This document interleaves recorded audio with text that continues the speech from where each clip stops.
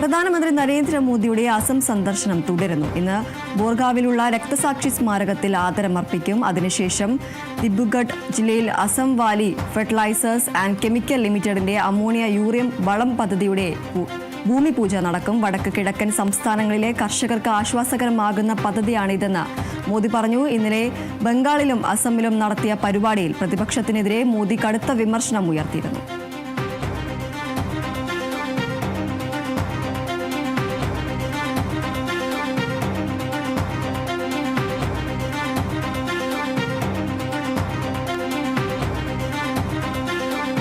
പ്രധാനമന്ത്രിയുടെ അസം സന്ദർശനം തുടരുകയാണ്. ഇന്ന് ബോർഗാവിലുള്ള രക്തസാക്ഷി സ്മാരകത്തിൽ അദ്ദേഹം ആദരമർപ്പിക്കും. ഇതിനുശേഷം ദിബ്രുഗഡ് ജില്ലയിൽ Assam Valley Fertilisers and Chemical ലിമിറ്റഡിന്റെ അമോണിയ യൂറിയം വളം പദ്ധതിയുടെ ഭൂമി പൂജ നടക്കും. വടക്ക് കിഴക്കൻ സംസ്ഥാനങ്ങളിലെ കർഷകർക്ക് ആശ്വാസകരമാകുന്ന പദ്ധതിയാണ് ഇതെന്നാണ് മോദി പറയുന്നത്.